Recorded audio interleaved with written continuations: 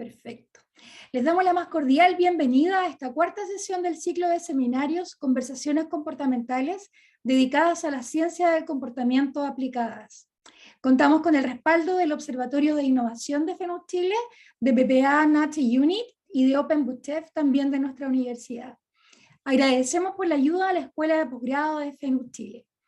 Esta cuarta sesión lleva por nombre Ciencias del Comportamiento y Selección de Personal, donde abordaremos cómo mejorar los procesos de selección para las organizaciones, candidatas y candidatos. Agradecemos la presencia de nuestros panelistas, Héctor Madrid y Daniel Larroche. Dejo con ustedes a Javier Genot, CEO de BPA NACHE Unit Latam, quien realizará la presentación de esta sesión. Muy buenas tardes, Javier. Muchas gracias, Katia. Buenas tardes. Muy buenas tardes a todos y todas. Nos encanta ver cómo sesión tras sesión la ciencia del comportamiento atraen a un gran número de participantes y estamos muy agradecidos de su interés. Hemos visto esa semana como el informe del CERNAC sobre los patrones oscuros en el Cyber Day del año pasado ha llamado mucho la atención. Varios artículos de prensa y un principio de polémica entre el CERNAC y la Cámara de Comercio de Santiago mostraron con creces cómo la ciencia del comportamiento deben ser más conocida y más utilizada en nuestra vida cotidiana. Así que, partiendo de eso, como tú lo dijiste, Katia, la sesión de hoy tiene que ver con la aplicación de la ciencia del comportamiento en la selección de personal. Hay un libro que se llama The Undoing Project de Michael Lewis de 2017 que cuenta al principio la historia de amistad entre Daniel Kahneman y Amos Tversky y cómo los dos crearon una nueva disciplina que pasará a llamarse después la economía comportamental. Una de las anécdotas notables del libro es que cuenta como uno de los primeros trabajos de Daniel Kahneman, ¿no? Que por lo que no saben, uno de los fundadores de la ciencia del comportamiento, como él fue contratado por el ejército israelí para evaluar los conscriptos y destinarlo a las distintas armas del ejército. Entonces, es muy entretenido seguir la observación, como en definitiva, él observa que la prueba que se utiliza en ese momento, que era una especie de juego de grupo, permitían de que la gente que estaba a cargo de la selección tuvieran como comisión muy clara de cuál era el perfil y las capacidades de cada uno de los candidatos, de los conscriptos, pero que en definitiva esas convicciones o ese conocimiento de los candidatos eran un muy mal pronosticador del desempeño futuro de esos conscriptos en el ejército. Entonces de ahí Kahneman empezó a pensar en cómo luchar contra el sesgo de confirmación y el efecto halo, ¿no? Que hacen de que uno empieza a mezclar distintas características para calificar a los candidatos, y armó una especie de cuestionario estandarizado que fue llamado el Kahneman Score. Ese sistema era mucho más preciso y permitía tener una mejor evaluación de los candidatos, pero sin embargo fue muy resistido por los psicólogos del ejército, que sentían de que ya no se transformaban en evaluador inteligente, sino que meramente una especie de máquina administrar el score. No sé si es una historia que te suena conocida, Héctor, pero yo creo que vamos a girar mucho en torno a cómo hacer sistemas de selección y organización que sean a la vez buenos pronosticadores de desempeño futuro y que permitan, digamos, utilizar la inteligencia en los distintos niveles del desempeño. ¿Ok? Entonces hoy día con nuestros dos destacados expositores, Héctor y Daniel, vamos a repasar todas las prácticas en materia de selección, sus límites, sus potenciales y cómo metodología y práctica inspirada por la ciencia del comportamiento pueden permitir mejorar significativamente la calidad de la predicción de desempeño, pero también cómo podemos mejorar la experiencia de los candidatos, siendo eso un aspecto cada vez más importante para la reputación de las organizaciones. Entonces, les deseo una muy buena conversación. Estoy seguro que lo vamos a entretener mucho. Y para los que no escuchan, si recuerden dejar sus comentarios, preguntas, observación a través de nuestro chat. Agradecemos nuevamente su presencia e interés y vamos a lo que nos convoca hoy. Así que, Katia, te devuelvo la palabra. Muchas gracias, Javier, por tus palabras. Sin duda que será una nueva lección, un gran aprendizaje para todas y todos quienes estamos atentos a este ciclo de seminarios. Como les comentábamos, entonces, en esta segunda sesión escucharemos las presentaciones de Héctor Madrid. Héctor es doctor en Psicología Laboral, Organizacional, profesor de Comportamiento Organizacional en la Escuela de Negocios de la Universidad Adolfo Ibáñez. Y también escucharemos a Daniel Larroche, quien es cofundador de Genoma Work y Mindwork, Master en Cognitive and Decision Science de la University College of London. Y para comenzar, les invito a escuchar la presentación que Héctor ha preparado para nosotras y nosotros esta tarde. Adelante, Héctor, con tu presentación. Muchas gracias, buenas tardes a todos los asistentes. Realmente una muy buena oportunidad para hablar de estos temas y poder conversar, poner sobre la mesa temas que son relevantes para la gestión de las organizaciones desde la perspectiva de las ciencias del comportamiento, lo que hoy día estamos conociendo y estamos avanzando al respecto. Entonces yo en esta parte de la presentación voy a conversar con ustedes, les voy a presentar acerca de los fundamentos de la ciencia de la selección de personas, de modo de que podamos, en base a esos elementos, abrir la conversación y que Daniel se una en esa posta y podamos en el fondo integrar las distintas miradas que tenemos al respecto. Voy a compartir pantalla. Ustedes me dicen si se está viendo mi proyección. ¿Sí? Perfecto. Perfecto. Entonces, mira, el título de esta presentación es La ciencia de la selección de personas, lo cual ya es un título que tiene una cierta provocación, ¿no? Porque hemos incorporado la palabra ciencia. Es decir, no vamos a hablar tan solo de la práctica, sino que también del conocimiento científico que hay detrás de estas prácticas que se consideran que son relevantes para poder abordar este problema. Y en la presentación van a haber tres grandes momentos. Primero vamos a hablar un poquito de selección y del enfoque conductual del desempeño, que es lo que nos convoca, ¿cierto? La gestión conductual. Segundo, vamos a hablar cómo ciertas características psicológicas nos permiten tomar ciertas decisiones en este contexto. Y finalmente vamos a hacer un análisis crítico de qué es lo que está ocurriendo con la evaluación psicológica para servir a este proceso de gestión organizacional. Entonces, comencemos por la selección de personas y el enfoque conductual del desempeño. El fundamento principal es que todas las organizaciones deben disponer de la dotación necesaria para que se ejecuten sus labores, se cumplan sus metas y se logren los objetivos. Entonces, para ello, un proceso central de la gestión de personas es incorporar a aquellas personas más idóneas para cada puesto de trabajo. Entonces, yo a partir de un conjunto de definiciones, de funciones, de responsabilidades y roles, debo identificar qué características en términos de conocimientos, en términos de habilidades y también en términos de motivaciones las personas deben tener para lograr un buen desempeño si es que ellos son incorporados a la organización. De este modo, la selección de personas es un proceso de gestión cuyo objetivo es identificar a los candidatos a un puesto de trabajo que mejor se desempeñarían en sus tareas si fueran incorporados a la organización. ¿Qué quiere decir esto? De que yo no tengo la posibilidad de contratar y ver si la persona cumple o no con las expectativas de desempeño, porque eso no es eficiente y no es posible en términos de recursos, sino que yo debo tomar a todas aquellas personas que fueron convocadas y que se interesaron en incorporarse a la organización y tener cierta información en ese contexto que a mí me permita anticipar con un cierto grado de certeza cuál va a ser la probabilidad de que esa persona se desempeñe de forma satisfactoria o a lo mejor insatisfactoria dentro de ese puesto de trabajo. Entonces lo que hacemos nosotros en el proceso de selección es anticiparnos al evento de desempeño de la persona en una eventual situación de incorporación a la organización.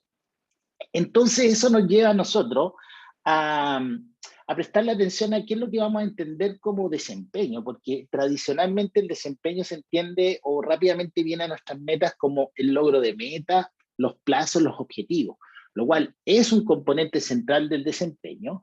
Sin embargo, otro elemento que es esencial en esta ecuación es el cómo llegamos a esas metas o a esos objetivos. Y ahí es donde entra el concepto de conducta. Las personas, a través de su acción, contribuyen al logro de estos resultados. Los resultados no son solamente una función de lo que las personas hacen, porque también dependen de las condiciones organizacionales, los recursos, las herramientas, las tecnologías, las condiciones del mercado, etc. Sin embargo, en ese contexto, las personas son uno de los factores, ¿cierto?, que ayudan o facilitan a que se logren esos resultados. Y para que eso ocurra, se espera que las personas deban ejecutar ciertas acciones o conductas que son relevantes para su trabajo, y que aquí tenemos nosotros 4 ejemplos de estas conductas. La más básica, el desempeño de la tarea, es en qué medida las personas ejecutan de forma correcta o esperada los procedimientos técnicos que son propios de su trabajo y que son propias de su profesión o de las tareas que tienen que ejecutar. En el fondo es el elemento más técnico del desempeño. Pero nosotros también necesitamos, dentro del contexto organizacional, que hayan otras conductas que son más inespecíficas y más generales, más allá de la tarea. Por ejemplo, en qué medida las personas demuestran colaboración, asistencia, ayuda mutua. Nosotros queremos que esas condiciones ocurran, sobre todo en el contexto del trabajo en equipo. Hoy día las organizaciones necesitan mucha proactividad, personas que se anticipen a los problemas, personas que estén atentas a identificar oportunidades de mejora sin que necesariamente se les esté solicitando. Y también cada día más toma fuerza la idea de la creatividad como semilla de la innovación. En el fondo es que también esperamos que las personas piensen, experimenten y propongan nuevas ideas para realizar nuevos productos, servicios, experiencias, procedimientos de trabajo. Entonces, si nosotros utilizamos estos criterios conductuales, nosotros nos queremos anticipar si las personas van a ejecutar o no estas acciones. Entonces, la tarea de la predicción del desempeño futuro básicamente es encontrar los casos que son realmente verdaderos, es decir, que van a tener un buen desempeño si es que son incorporados, y dejar casos que son negativos, es decir, aquellos casos que no van a tener un buen desempeño, pero al mismo tiempo tenemos que evitar el fenómeno del falso negativo, es decir, dejar personas fuera pensando de que no tienen las cualidades para trabajar aun cuando las tengan. Entonces, para eso, yo necesito, en el contexto de la selección y la evaluación psicológica, conocer atributos que yo puedo medir durante el proceso de selección y que sé que se relacionan positiva o linealmente con los criterios de desempeño que estoy buscando.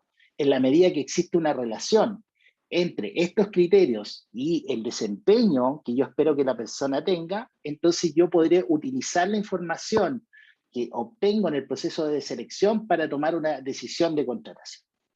Y eso nos lleva entonces a hablar acerca de cuáles son las características psicológicas que le podríamos prestar atención al momento de hacer selección. Nosotros vamos a encontrarnos que hay una gama de características psicológicas que nos ayudan a esta decisión, que van desde la habilidad cognitiva, también llamada inteligencia, los conocimientos técnicos y una serie de rasgos de personalidad que podrían ser medidos en las personas. Nos vamos a encontrar que en el desempeño de la tarea, es decir, el desempeño técnico, el mejor predictor que tenemos es la habilidad cognitiva, la capacidad de razonamiento complejo, la capacidad de resolución de problemas, y lo más importante es que la habilidad cognitiva, más que decirme lo que la persona sabe, me entrega información respecto de lo que la persona puede llegar a saber. Es un predictor importante de aprendizaje. Entonces, hoy día nosotros en un contexto muy dinámico, nosotros queremos que las personas tengan una capacidad de aprendizaje continuo. Y como habría de esperarse, ¿cierto? Vamos a encontrar que los conocimientos técnicos también correlacionan muy fuerte con el desempeño técnico de la tarea, y no así, ¿cierto?, el resto de los rasgos de personalidad que nosotros vemos acá, que tienen correlaciones débiles o bastante débiles, es decir, son poco predictivos del desempeño. Ahora, cabría preguntarse, ¿por qué cuando soy parte de un proceso de selección, entonces evalúan mi personalidad? Porque sí está relacionada la personalidad con estas otras conductas o desempeño contextual, este elemento inespecífico de la tarea, y vamos a encontrar que la personalidad se correlaciona positivamente con la colaboración, la proactividad y la creatividad. vamos a encontrar que el mejor predictor de la personalidad es la meticulosidad, la responsabilidad, en qué medida yo soy una persona sistemática, soy una persona organizada, me ayuda mucho a mi desempeño. Vamos a encontrar que las personas más extrovertidas muestran más proactividad porque hay más energía, más disposición, más sociabilización para relacionarse con los otros. Vamos a encontrar que la afabilidad o la orientación auténtica por vincularse con los otros es un predictor de colaboración, y también vamos a encontrar, como habría de esperarse, que la apertura a la experiencia, es decir, en qué medida desarrollo una alta imaginación, en qué medida, ¿cierto?, estoy interesado por aspectos distintos a lo convencional, es un predictor muy fuerte de la creatividad. Entonces, hoy día la investigación ya de casi 50 años, si podríamos definirlo en esos términos, es bastante consistente en decirnos cuáles son los elementos a los cuales nosotros le podríamos prestar atención para anticiparnos a este desempeño posible que queremos de las personas en las organizaciones. Entonces, eso nos lleva a la última parte de esta breve presentación, que es, bueno, conozco los criterios a los cuales les debo prestar atención. Pero ¿cómo obtengo información para tomar una decisión acerca de esos criterios psicológicos? ¿Cierto? ¿Qué metodologías, qué herramientas tengo al servicio yo para poder conseguir los datos que necesito para tomar la decisión predictiva que necesito realizar? Y es así como nosotros nos enfrentamos al fenómeno de la evaluación psicológica. La selección es la decisión de incorporar una persona, pero esa decisión está basada en una evaluación de estos atributos que yo les acabo de mencionar que son relevantes para el desempeño futuro. La evaluación psicológica es básicamente el proceso en donde se miden las variables psicológicas que sabemos que predicen el desempeño que yo quiero, y esto exige herramientas de medición que sean válidas y confiables. ¿Qué significa ello? Que midan lo que pretenden medir. Si tengo un instrumento de habilidades cognitivas que efectivamente mida habilidades cognitivas y que sea confiable, significa que lo mida con un error controlado. Entonces, que tenga un margen de error bastante controlado, porque yo necesito el mayor nivel de precisión posible. ¿Cómo se logra esto? ¿Qué metodologías tradicionalmente se han utilizado? Por ejemplo, para conocer la formación académica o la experiencia previa de un candidato a un puesto de trabajo, nos basamos en su currículum, en las cartas de recomendación e incluso en las simulaciones en donde las personas tienen que demostrar si pueden resolver los problemas que eventualmente lo harían en su puesto de trabajo. Vamos a encontrar que para la inteligencia y las habilidades hay pruebas cognitivas que están altamente estandarizadas, y también existen pruebas de conocimiento específicos de distinta orden dependiendo del puesto de trabajo al cual estoy postulando. Pero donde ciertamente tenemos un desafío muy grande es en medir estos atributos de la personalidad que nos dan cuenta, ¿cierto?, de cuáles son las disposiciones conductuales de las personas, que nos dan cuenta de cuáles son sus motivaciones y que terminan impactando sobre este elemento más inespecífico de la tarea, pero que es muy importante, como la colaboración, la proactividad y la creatividad.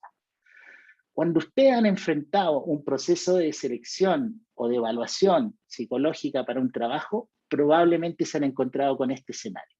Se han encontrado enfrente con un psicólogo, un especialista, que le presenta una serie de láminas, un set de 10 láminas con manchas inestructuradas, y les pregunta que por favor les haga un relato, les genere un discurso acerca de qué es lo que está observando en estas láminas, y ese psicólogo, con una posición bastante mística, digamos, empieza a tomar nota respecto de lo que usted está señalando.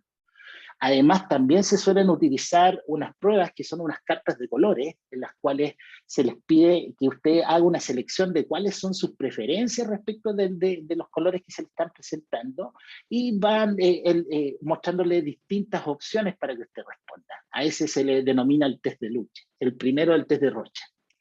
También nos encontramos con situaciones en donde se le pide al candidato que dibuje a una persona bajo la lluvia. Como lo tenemos ahí abajo, entonces los candidatos tienen que, ya tengan capacidades o no de dibujo, tienen que dibujar cómo se imaginan una persona bajo la lluvia, y además en ocasiones también te piden que tú escribas un documento para analizar tu letra, y eso es denominado como una prueba grafológica.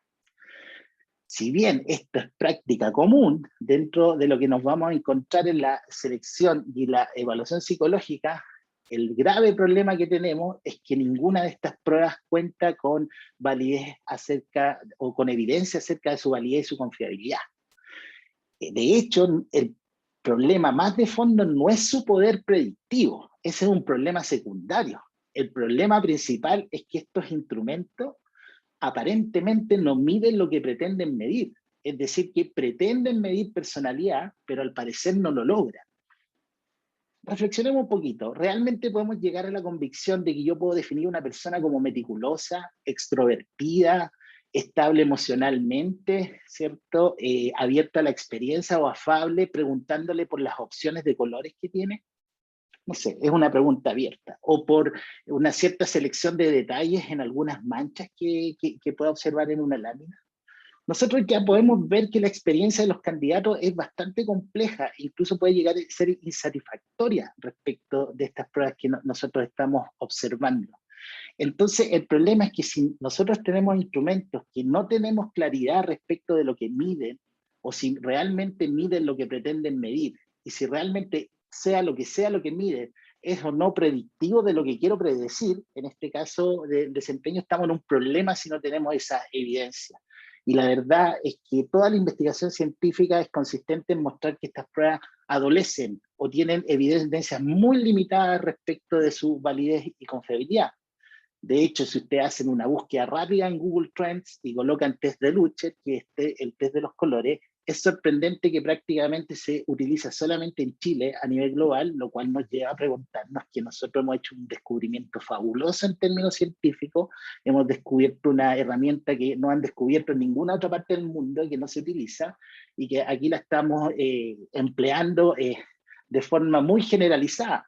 Da para reflexionar, da para pensar y da para discutir. Entonces, ya terminando esta parte de la presentación, cabría preguntarse, bueno, ¿qué alternativas tengo? Porque si nosotros desde la academia y desde la investigación científica venimos ya hace algunos años diciendo que estas pruebas tienen problemas y que por lo tanto si no cuentan con validez, la información que me entrega probablemente es ruido y las decisiones que yo tomo en base del ruido muy probablemente no van a ser las más acertadas, es decir, me voy a quedar con falsos positivos y con falsos negativos, es decir, voy a dejar afuera personas que sí tenían la capacidad y voy a incorporar personas que no la tenían, genero un impacto para la organización en términos de los procesos de trabajo y en términos económicos, pero también genero un impacto social. ¿Por qué? Porque si yo sistemáticamente estoy dejando personas afuera de oportunidades laborales, aún teniendo las capacidades, las competencias, las características para obtener ese trabajo, estoy generando un proceso de discriminación arbitrario a través de los procedimientos de selección y de toma de decisiones. Entonces, para darle el puente a Daniel, con esta lámina, en el fondo estoy terminando, la pregunta es, ¿qué alternativas tenemos? Yo les mencioné, las pruebas cognitivas andan muy bien, las entrevistas estructuradas andan muy bien, las pruebas de conocimientos también andan muy bien, pero quizás en donde hoy día le estamos prestando más atención, y ahí Daniel nos va a contar un poco más de cómo se puede ir evolucionando a través de los nuevos desarrollos tecnológicos, es a través de los ejercicios de simulación. Es decir, realizar actividades que son muy cercanas a las que yo realizaría en mi puesto de trabajo o resolviendo problemas que se relacionan con los problemas que yo voy a enfrentar en el trabajo y a partir de esas simulaciones poder obtener información para poder tomar mejores decisiones. En resumen, 3 ideas fuerza. La selección de personas es un proceso de gestión y lo que busca es predecir el potencial desempeño futuro. Existen características psicológicas que están ampliamente conocidas y que nos permiten anticipar cuál va a ser ese desempeño futuro. El problema es que no hemos utilizado a lo largo del tiempo herramientas que confiablemente y de forma válida midan esas características psicológicas, por lo tanto, las decisiones que hemos estado tomando podrían estar contaminadas al momento de incorporar a una persona dentro de un rol laboral en una organización. Eso es lo que les quería presentar y bueno, quedo atento para que podamos seguir después con la conversación. Gracias, Héctor, por tu presentación. muy interesante y sin duda que va a generar muchísimas preguntas durante esa sección. Aprovecho de recordarles entonces a nuestra audiencia que quienes tengan preguntas las pueden dejar en el chat de la transmisión por Zoom o también las pueden realizar a través de la transmisión de redes sociales. Vamos a ir a estas hacia el final de la conversación. Les invito entonces ahora a escuchar a Daniel. Daniel, muy bienvenido, buenas tardes. Hola Katia, buenas tardes, muchas gracias por la invitación. Un gusto saludarlos a todos en esta tarde. Y les voy a presentar aquí mi pantalla para que sigamos conversando después de esa interesante presentación que nos hizo Héctor.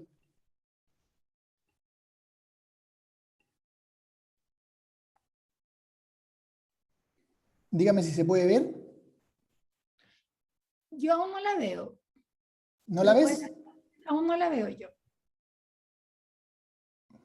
Debe estar cargando. Yo aquí la veo. A ver si tarda algunos segundos. Yo te aviso cuando la podamos ver, Daniel.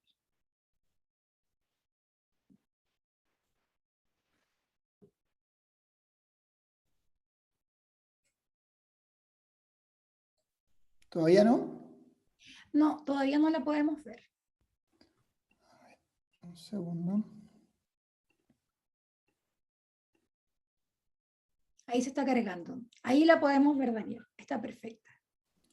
Ahí sí, dame un segundo para cargar.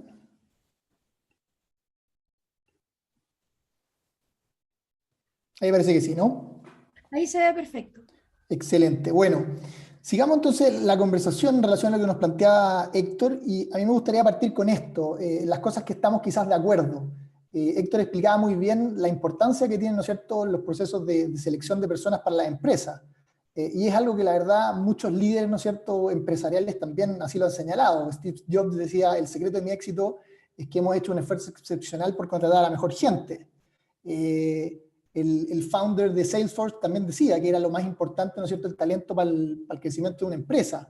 Incluso Ray Dalio, ¿no es cierto?, el founder del fondo de inversión más grande del mundo, lo es del otro lado. Dice que contrata bien porque las penas por contratar mal son enormes. Entonces, si es que todos están de acuerdo, ¿no es cierto?, en la importancia que tiene contratar bien, ¿por qué vemos que hay tantos problemas en el mundo de contratación, ¿no es cierto? ¿Por qué a mí los clientes en general me dicen que están teniendo problemas y que necesitan ayuda? La verdad que los casos de éxito yo diría que son menos a los casos, digamos, con problemas. Y de alguna manera Héctor está dando algunas señales de por qué puede ser eso. A mí me gusta partir esta conversación explicándolo desde una serie. Me imagino que muchos de acá vieron Mad Men. Para los que no la vieron, yo se las cuento un poco. Es una serie que retrata lo que eran las agencias de publicidad en Nueva York en los años 60, ¿ya? El mundo del marketing, ¿no es cierto?, en esa época.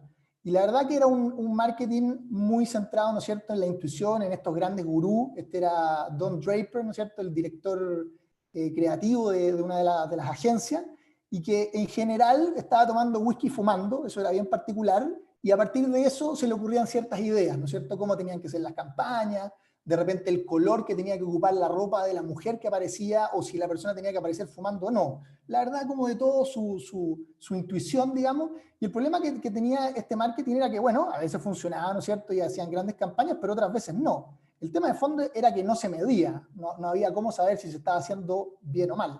Y bueno, ustedes saben cómo evolucionó el marketing en el tiempo. Hoy día el marketing es algo súper científico, ¿no es cierto? Medir el costo por clic, el costo de adquisición, el valor que entrega, digamos, tener a un cliente, el funnel, son puros conceptos, ¿no es cierto?, que los que trabajan en marketing hoy día no pueden vivir sin.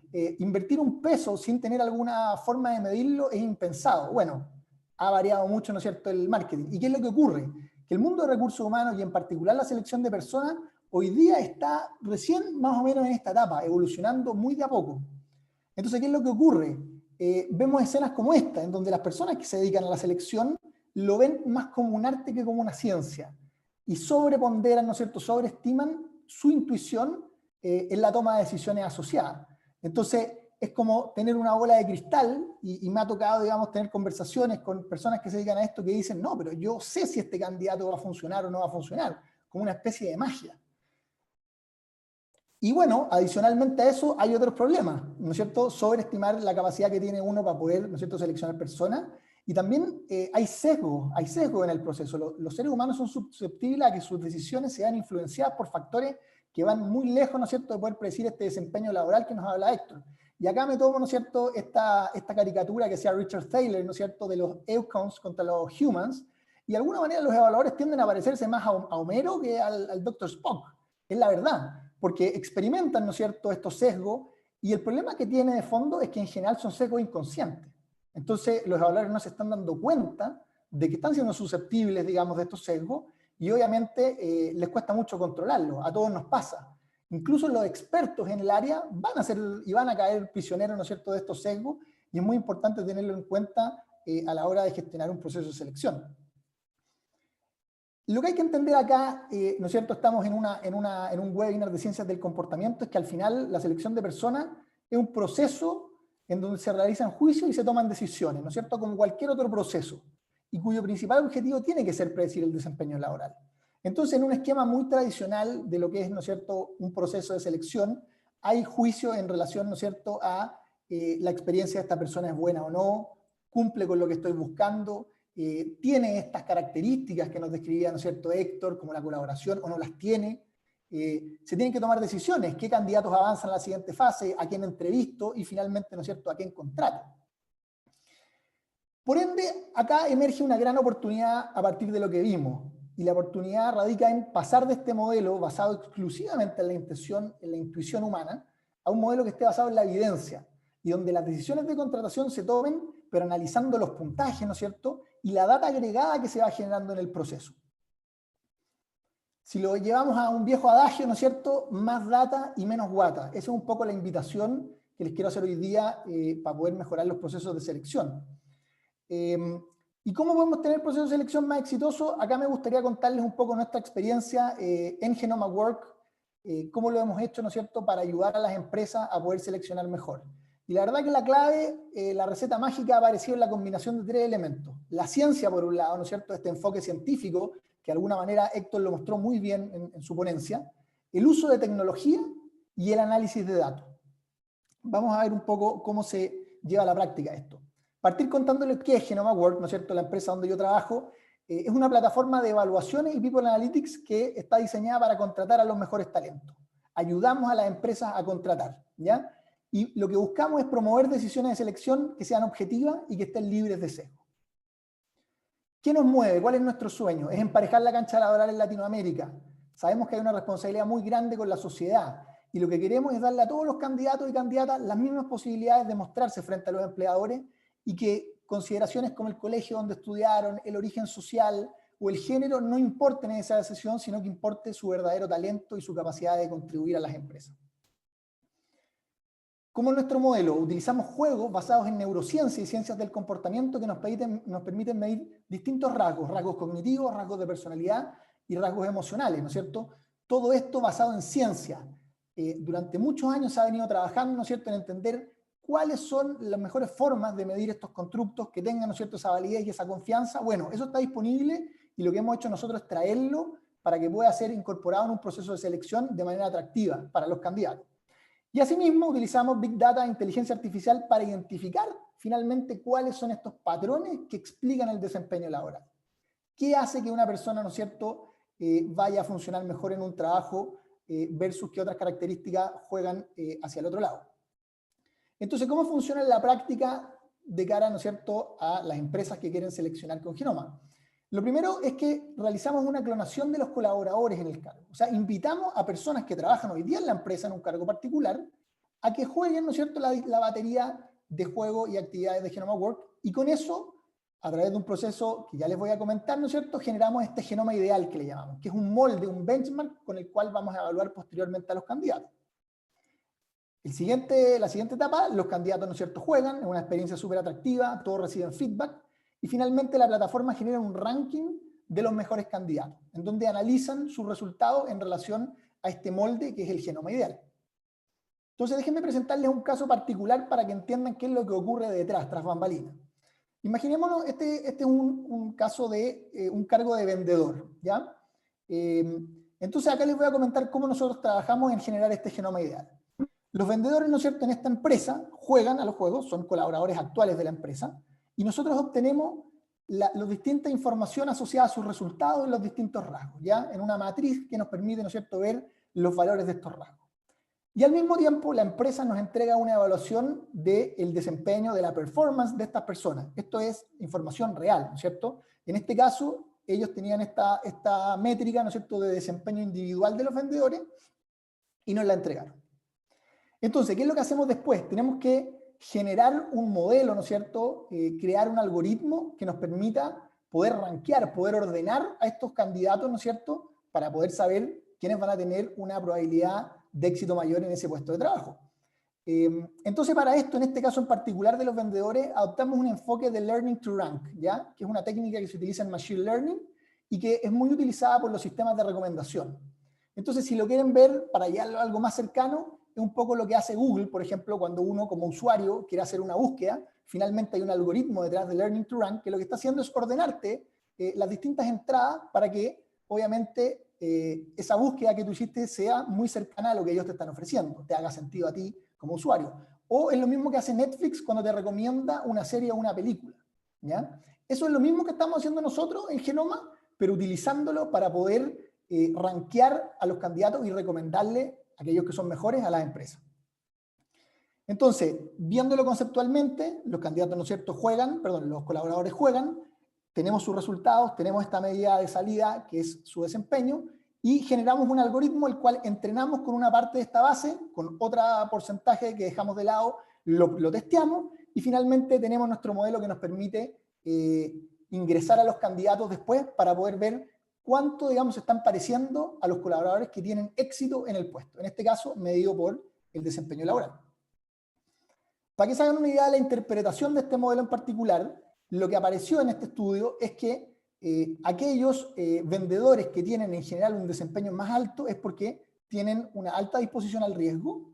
La extraversión también aparece como una medida, ¿no es cierto?, relevante para explicar el desempeño, la apertura a la experiencia y el razonamiento verbal. ¿Ya? Esos son los que más impactan en esta predicción del desempeño.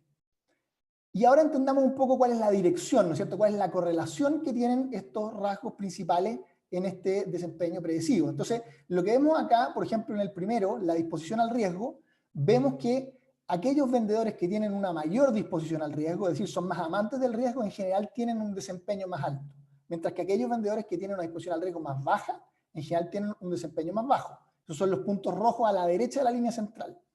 Por el contrario, vemos que aquellos vendedores que tienen una apertura a la experiencia alta, no tienen en general un buen desempeño, mientras que aquellos que tienen una apertura a la experiencia baja, esos son los puntos azules ahora a mano derecha, tienen en general un mejor desempeño. Dicho de otra manera, aquellos vendedores que tienden a ser más tradicionales, que les gusta más lo conocido, que quizás no son tan curiosos, en general están teniendo un mejor desempeño que aquellos vendedores que quizás son más creativos o que les gusta pensar fuera de la caja.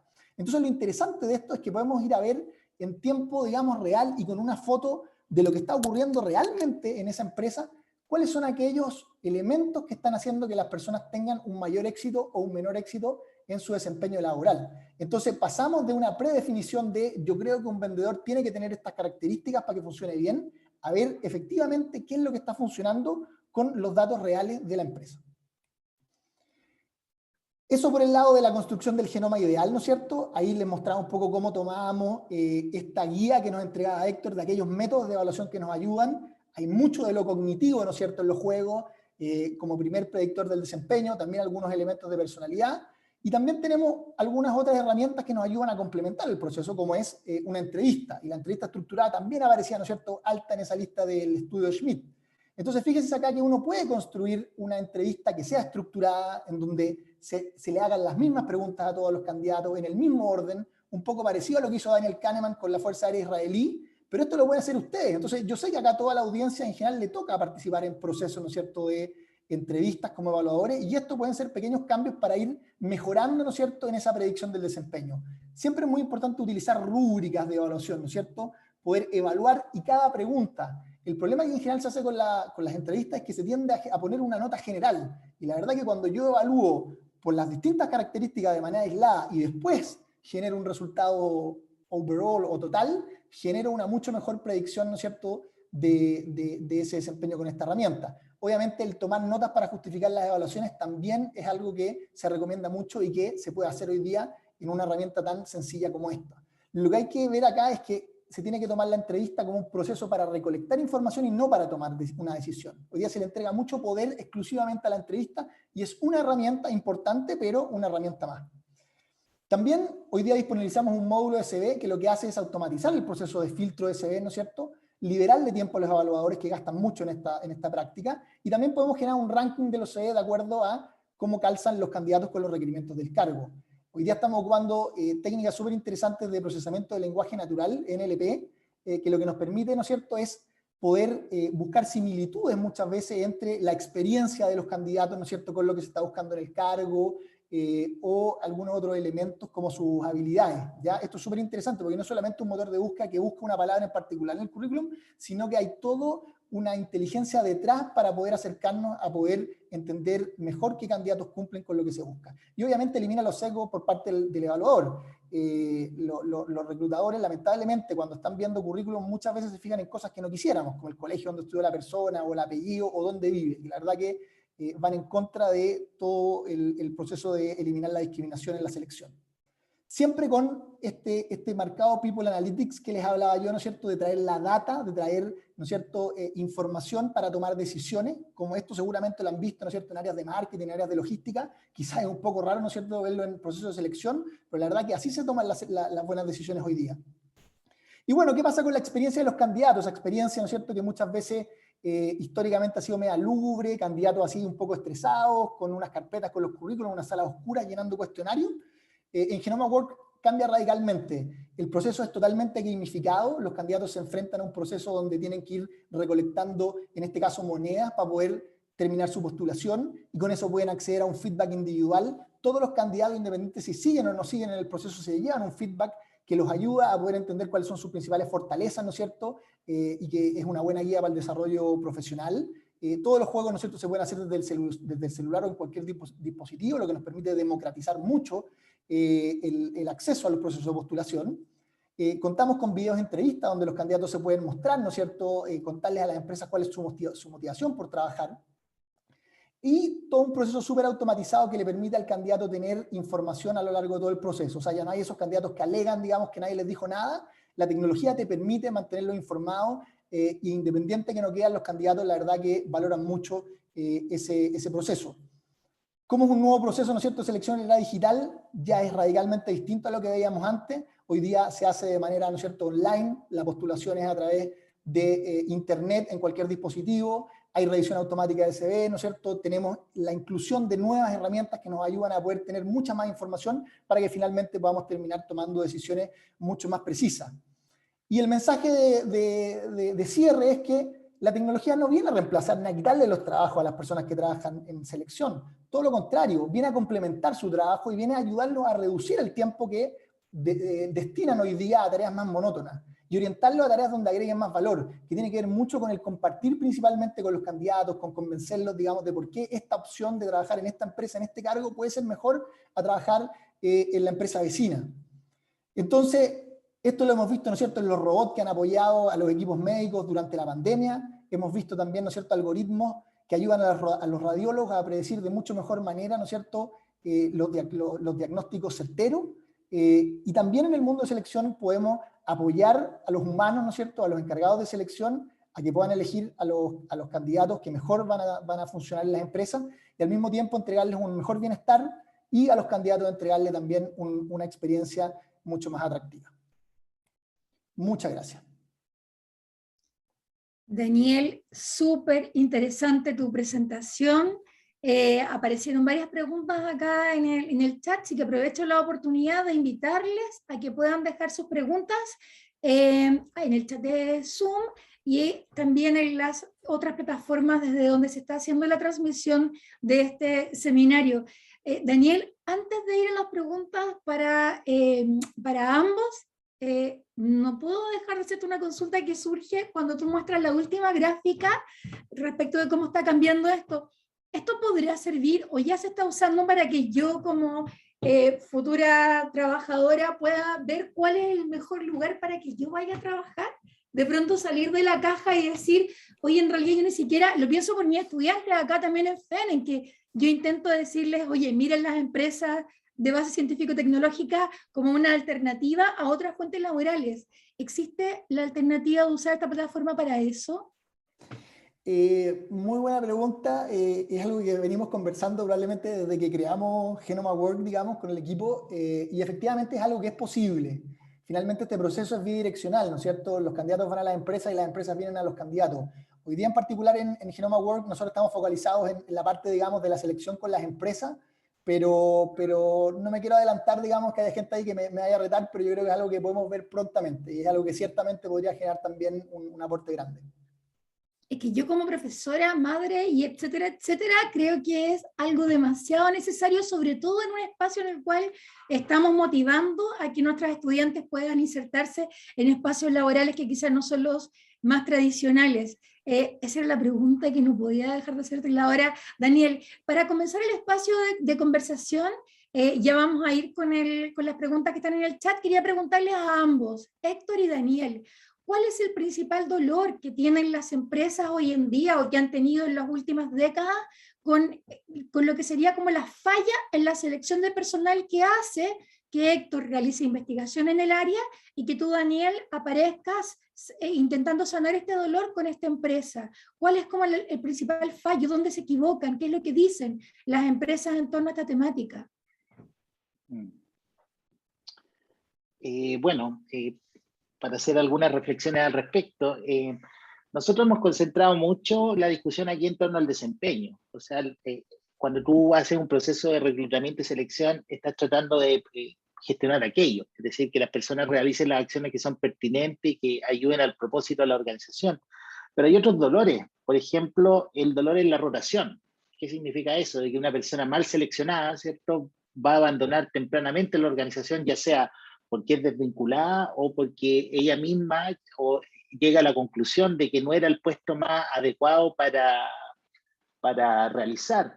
Consideremos otro elemento, una persona mal seleccionada en donde está, por ejemplo, subcalificada para un puesto de trabajo, va a estar sometida a una situación de estrés. O sea, se le va a estar solicitando un cierto tipo de tareas para los cuales no está suficientemente capacitado o que tenga el mejor perfil.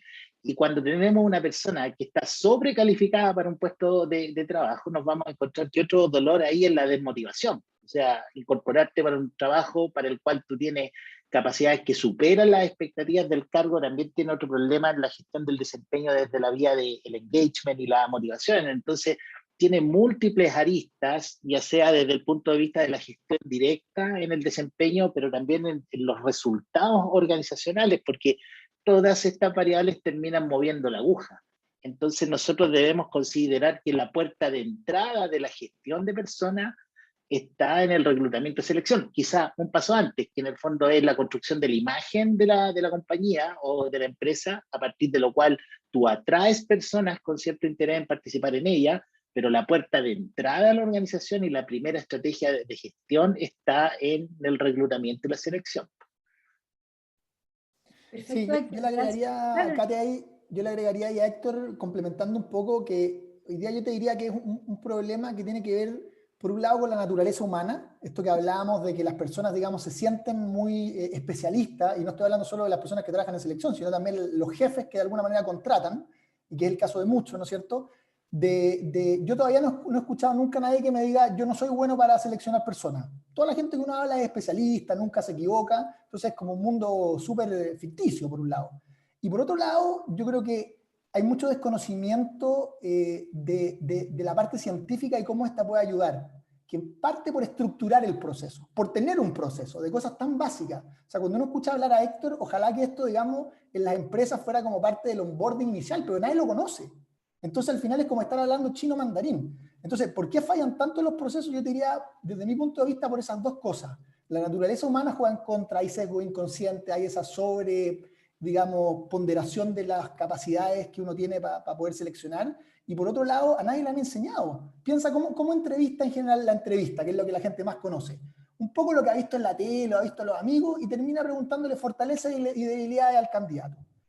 no hay nada más nefasto, digamos, para poder hacer esa predicción de desempeño, para poder entender si esa persona te va a funcionar, que eso, que es algo que es tan preparado, que va a ser una respuesta, digamos, tan armada, que no te va a llevar a nada. Entonces yo lo veo por esos dos lados. Perfecto, Daniel, muchas gracias. Ahora quiero volver a ti, Héctor, para consultar algo que es súper obvio, que emana y que de hecho tú terminaste tu presentación abordando este mismo tópico, ¿verdad? ¿Por qué si estas herramientas no tienen una evidencia robusta? Y de hecho no existe la evidencia y hace que surjan empresas como la de Daniel, se siguen utilizando hoy en día en Chile. ¿Cuál es la mayor resistencia al cambio que tenemos, más allá de que no conozcan las personas que existen estas otras herramientas? Claro, bueno, esa es una pregunta súper relevante. ¿Por qué siguen tan instaladas dentro de las prácticas de gestión? Bueno, comenzar diciendo que estas herramientas prácticamente no se utilizan en ninguna parte en un país desarrollado, como en Europa, en Estados Unidos, en Asia. Estas herramientas están totalmente de modé, o sea, no se utilizan, porque básicamente muchas de ellas son herramientas decimonónicas. Estamos hablando de herramientas construidas en base a principios, fundamentos psicológicos muy antiguos. Pero más allá de eso, de la obsolescencia, porque también hay conocimiento que permanece en el tiempo, nosotros tenemos que considerar que muchas de estas herramientas están relacionadas o emanan del ámbito de la psicología clínica, es decir, de esta área de trabajo que lo que busca es abordar el problema de la salud mental o la patología de las personas. Lo que ocurre es que al parecer en Chile o en algunos países en Latinoamérica, la influencia de la psicología clínica es muy fuerte en la formación del psicólogo. Entonces el problema surge de las propias escuelas de psicología, porque son los psicólogos los que principalmente realizan estas tareas de evaluación psicológica, como se esperaría que fuere. Pero nosotros vemos desde el principio, desde las escuelas, en donde se gasta una cantidad enorme de tiempo en desarrollar conocimiento en psicología clínica, con herramientas clínicas, ¿cierto? Y que cuando entramos a la formación profesional de un especialista en psicología organizacional, prácticamente no tiene formación en términos de herramientas alternativas. Entonces, si tú eres un joven recién egresado de la carrera de psicología, tú sales teniendo mucho conocimiento en estas herramientas clínicas y en un mercado en donde esto está instalado como práctica. Y eso nos lleva también a identificar un segundo elemento. Algo mencionaba Daniel, la gestión basada en la evidencia y con apellido, con la evidencia científica, todavía está muy poco instalada en Chile. En general, a nivel global, todavía está recién avanzando, es decir, tener un paradigma científico para la gestión de personas. Y eso también es algo que adolece desde las propias escuelas y universidades de formación. Desafortunadamente hay un anumeralismo dentro de la formación de los psicólogos organizacionales.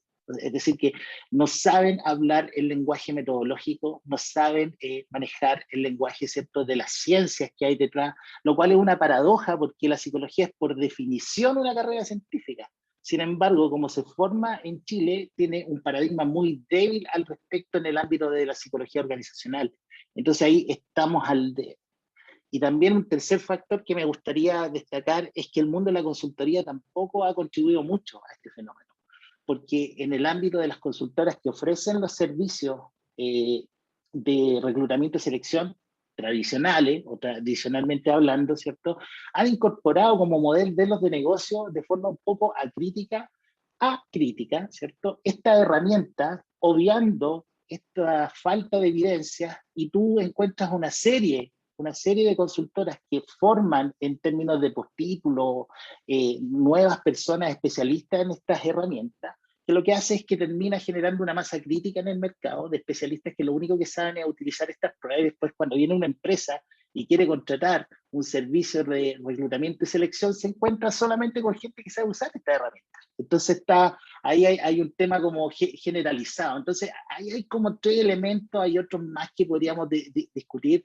pero ciertamente si tuviéramos que colocar como un pilar que sea transversal a todo esto, es todavía el poco desarrollo de la gestión basada en la evidencia en las áreas de gestión de personas. Desde la formación hasta la práctica, perdón. Yo creo que vamos a volver, revisando las preguntas en el chat, sin duda que vamos a volver a este tópico pronto, para ir cerrando estas preguntas antes de ir al chat, porque tenemos muchas preguntas.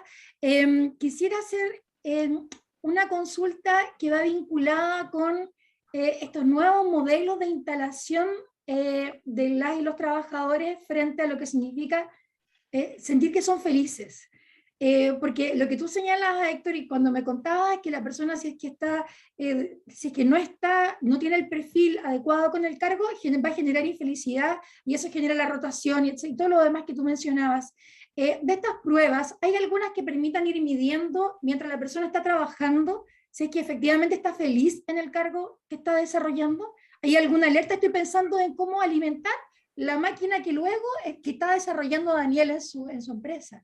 Correcto. Bueno, eso nos habla de cuál es la variable que queremos predecir, porque hasta el momento no hemos focalizado en la variable de desempeño, lo cual lo hemos discutido, pero un tremendo desafío, porque la información de desempeño que tienen las organizaciones tiene una serie de otras limitaciones y sesgos. O sea, cualquier persona que haya tenido la experiencia de trabajar en evaluaciones del desempeño conoce que están fuertemente influenciadas con sesgo, y cuando tú quieres predecir algo que tiene sesgo con otra cosa que tiene sesgo, en realidad no tienes nada. Pero dicho eso, ¿cierto? Uno podría decir, no nos podemos focalizar en otras variables, como por ejemplo el tema de la motivación, o el tema del bienestar, o como tú lo mencionas, el tema de la felicidad en el trabajo. Por supuesto que sí, las empresas lo que hacen es que tradicionalmente han hecho una encuesta de clima anualmente, en donde tú mides las actitudes de las personas, qué tan satisfechas se sienten con su trabajo. Hoy día se mide el engagement, es decir, en qué medida las personas se sienten entusiasmadas, activas en su trabajo, su nivel de compromiso, ¿cierto? Entonces, esas medidas anuales nos ofrecían como un elemento de información que quizás nosotros podríamos predecir. Ahora, hoy día hemos ido ganando más precisión, porque las empresas han ido transitando a hacer medidas longitudinales de la satisfacción y el engagement. Entonces, hacen medidas semestrales, trimestrales, incluso tenemos otras compañías que hacen mediciones mensuales para ir siguiendo las trayectorias, y ciertamente existen metodologías estadísticas, algo mencionaba Daniel, en todo este gran paraguas que se llama People Analytics. Hoy día encontramos muchas herramientas metodológicas, estadísticas y matemáticas que nos permitirían asociar esta información de entrada para predecir, ¿cierto?, estas otras variables psicológicas que pasan cuando las personas están dentro de la organización. Ahora, el principio y la exigencia fundamental es que el error de medición esté controlado. ¿Y qué significa eso?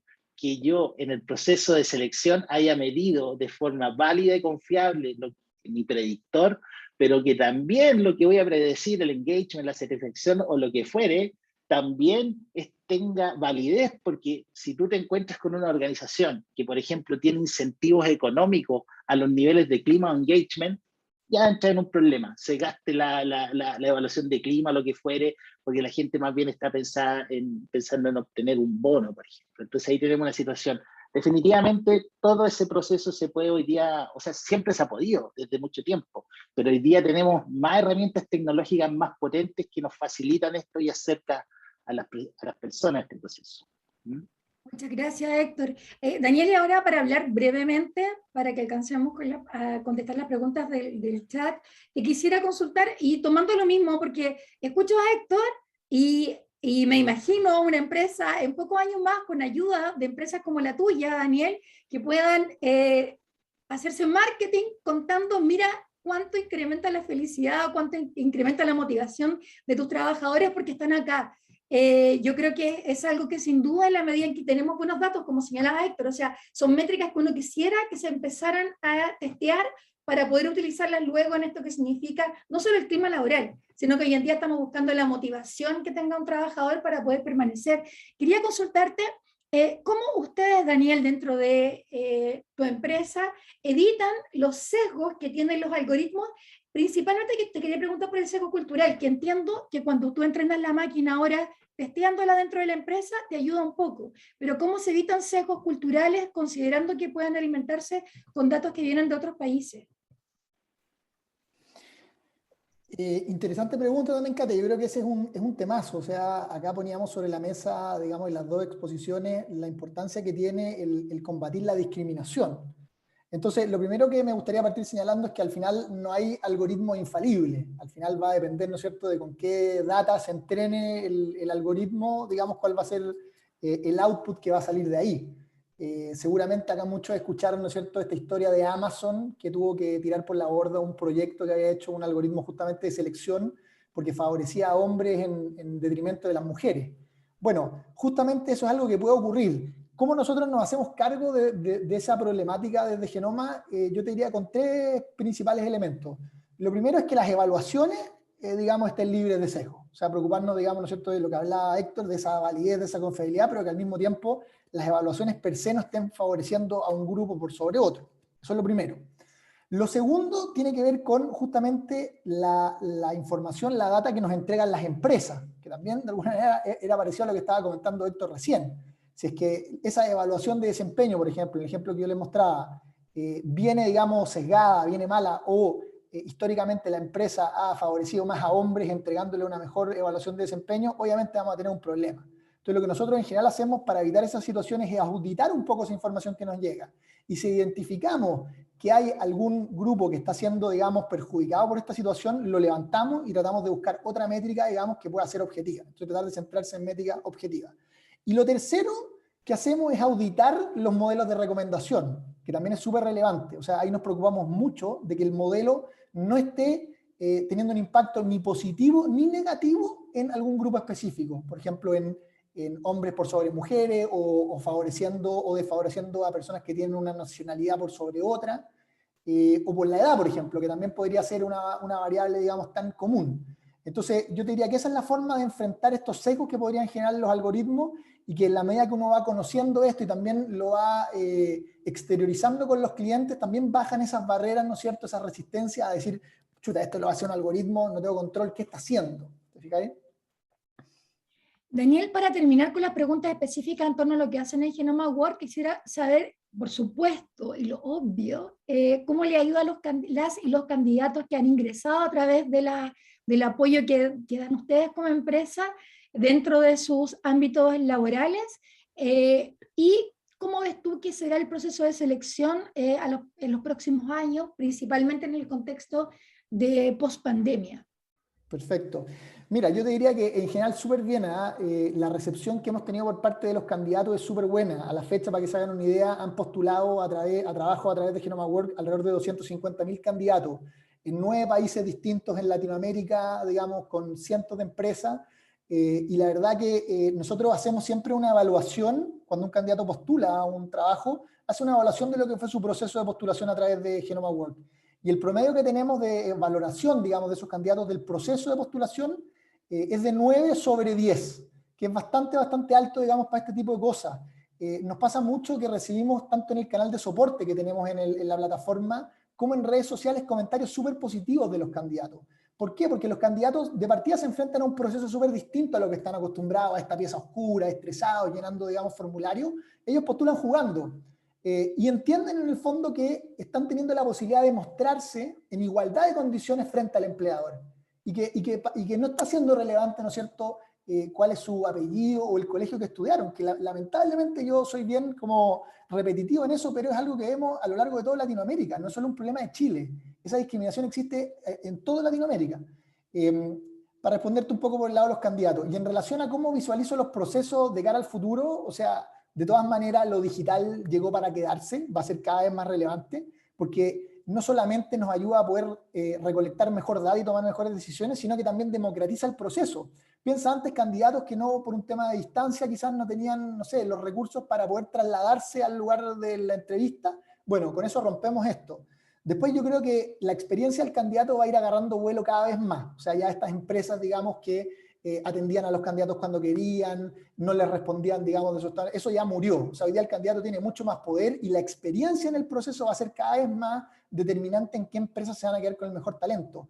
Creo que también temas de inclusión y diversidad van a ser cada vez más fuertes. Cómo las empresas se están preocupando en sus procesos de selección de hacerse cargo, ¿no es cierto?, de minorías que hoy día están subrepresentadas o que necesitan, digamos, poder mostrarse de otra manera frente a los empleadores. Así que, en síntesis, yo te diría un cambio de mundo. Yo creo que la pandemia finalmente terminó acelerando un proceso que había estado muy estático durante muchos años. Sí, creo que te iba a comentar lo mismo, Daniel, que finalmente es un nuevo mundo el que tenemos que construir ahora. Y por lo tanto, sin duda que los datos y la ciencia aplicada a los datos para algo tan fundamental en la vida de las personas como es el desempeño laboral, que probablemente es un factor fundamental en este estado de felicidad, de sentirse motivados, será sumamente importante que se junten la investigación con una aplicación, y voy a retomar esto en base a las preguntas. Lo primero, voy a abrir ahora la sesión de preguntas del chat. La primera pregunta, María José nos consulta, le señalaban que estos test de los cuales hablabas tú, Héctor, se comenta que son pruebas para detectar patologías. ¿Se usan efectivamente los test para este tipo de función? El principal test que se propone como un test para identificar patología es el test de Rorschach. Este set de 10 láminas inestructuradas en donde tú tienes que dar cuenta de tus observaciones y describir un escenario que tú estés viendo. El test básicamente tiene el supuesto de que tú tienes un mundo interno, el cual no necesariamente conoces, y por lo tanto a través de la proyección que tú haces en estas láminas, tú podrías identificar ciertos cuadros, desequilibrios, desórdenes o condiciones psicopatológicas. El problema es que dentro de la propia investigación de la psicología clínica hay publicaciones que señalan que más del 50% de los indicadores de este test no miden lo que pretenden medir. Incluso con la metodología más avanzada o más popular, que es la de Echner. Ahora, nos vamos a encontrar que de aquellos criterios que sí mide confiablemente el instrumento, tienen que ver con aspectos de procesos cognitivos de percepción visual, lo cual es totalmente esperable, ¿cierto?, en un test en donde tú tienes que tener imágenes y proyectar algo sobre ellas. Entonces, dicho eso, incluso hay una discusión dentro de la misma psicología clínica de quienes realizan el paradigma científico de que esta prueba incluso no estaría capturando aquellos elementos patológicos para lo cual se propone. Ahora, es importante considerar también un aspecto de que hay que tomarse el tema de la psicopatología en serio. O sea, realmente yo puedo pretender que en una entrevista, en una hora o en 2 horas que una persona va y se hace parte de un proceso de selección y responde a un test, realmente es un acto profesionalmente responsable categorizar a esta persona con un simple test que tiene un cierto cuadro, una cierta situación psicopatológica. A mí en lo personal me parece incluso una falla ética. O sea, determinar que las personas tienen un cierto cuadro psicopatológico implica una evaluación muchísimo más compleja que la aplicación de un solo test o un instrumento, e implica la participación de especialistas que son expertos en temas de patología, lo cual no muchas veces aplica a los psicólogos que realizan la selección de personal. Gracias, Héctor. Daniel, yo no sé si me puedes o no responder esta pregunta, pero surge a partir de esta reflexión. ¿Ustedes consideran, y estoy pensando en que es súper presente en tu discurso, la no discriminación y la inclusión, dentro de todas las herramientas que ustedes tienen, ¿se utiliza alguna para detectar algún tipo de patología? ¿Lo consideran? ¿Cómo lo informan? ¿Se está usando internacionalmente para las empresas que hacen este tipo de aproximaciones a través de Big Data para selección de personal? Pero relacionado a si estamos buscando identificar psicopatología. Exactamente. No, yo creo que ahí estamos súper en línea con lo que menciona Héctor. La verdad que eso es otro campo finalmente. Entonces, es desvirtuar, ¿no es cierto?, además de hacerlo mal, como señala Héctor, el foco por el cual uno está, digamos, en un proceso de selección, digamos. Además, podría darse el caso que hubieran algunas psicopatologías que ayudaran para ciertos trabajos, ¿no es cierto? De repente necesita alguien que sea un poco más neurótico, ¿te fijas? Entonces, la verdad que yo creo que es una mezcolanza de cosas, que como decía Héctor, viene un poco del sucedáneo de la psicología clínica aplicada en este campo organizacional. Pero no, por supuesto que no. De hecho, en países desarrollados muchas veces esto está, digamos, prohibido por ley. Pero nosotros no estamos en eso, digamos. Qué importante es que ustedes, que como investigador y como alguien que está trabajando dentro del área, lo puedan mencionar. Muchas gracias. Continúo con las preguntas del chat, y alguien nos escribe desde SciTech, una empresa, y pregunta, dice con un poco de frustración: no importa cuánto insista mis clientes sobre el hecho de que las pruebas proyectivas no tienen validez ni confiabilidad, siguen estando muy de moda. ¿Qué recomiendan ustedes, Héctor y Daniel? Yo creo que hay que volver a segmentar el mercado de esa consultora. él tiene a los clientes incorrectos. Si él en el fondo tiene una empresa, si esta persona, no sé si es él o ella, pero tiene una... Cypex, sí, bueno, él. Si tiene una empresa tecnológica con una oferta de valor tecnológica, con una oferta basada en la gestión basada en la evidencia, entonces no está apuntando al mercado correcto. Digamos, tiene que encontrar su nicho de mercado, porque el tema de la gestión basada en la evidencia, hay ciertos ámbitos y dominios en la sociedad que genera resistencia. De hecho, hay estudios dentro del management que indican y que se han preguntado por qué los gerentes de las empresas son tan resistentes a escuchar la evidencia científica. Y el principal resultado es porque viene a desconfirmar sus propias creencias, en el fondo, que han creído por mucho tiempo. Entonces, eso genera resistencia al cambio. Imagínense que tenemos gente antivacunas hoy día que deslegitima todo el trabajo científico que hay en torno a ello, que puede tener imprecisiones, puede tener ciertas limitaciones, pero es un avance significativo. ¿Qué podríamos esperar de algunas personas, digamos, respecto a las actitudes que tienen de la gestión basada en la evidencia, si es que tienen una posición un poco abierta y un poco rígida para escucharlo? Entonces, yo diría que hay que repensar la estrategia comercial y de marketing en Cytec, ¿no? Qué buen punto, Héctor, me encantó tu respuesta. Y tiene que ver también con finalmente el cómo yo estoy abordando y quiénes son mis clientes, van a decir probablemente quién eres tú como empresa también, ¿no? O sea, si yo estoy usando la ciencia por todos lados, estoy finalmente en el borde de la frontera del conocimiento. Consultan qué pruebas de inteligencia, no, mentira, voy más atrás. ¿Hay algún repositorio? Dani pregunta si hay algún repositorio de instrumentos que permitan medir con validez y confiabilidad la inteligencia y los rasgos de personalidad que Héctor menciona. Bueno, yo tengo algo para compartir. Mira, si tú entras hoy día, vas en la web, vas a encontrar distintas instancias, centros de investigación, en donde hay repositorios abiertos de instrumentos de libre uso, sobre todo en temas de personalidad, y que están adecuadamente validados en sus capacidades métricas o en sus cualidades de validez y confiabilidad.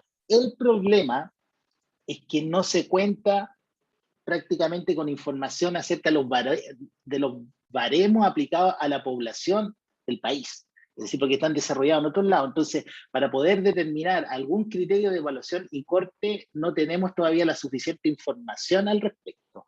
No así con las pruebas de habilidades cognitivas e inteligencia, que sí hay mucho desarrollo ahí, y la prueba más conocida y más utilizada a nivel global, y que es una opción bien eficiente para medir aspectos cognitivos y de inteligencia, es el test de Wonderlic, que por lejos, digamos, es una prueba que funciona muy bien y que podemos tomar buenas decisiones en base a ello.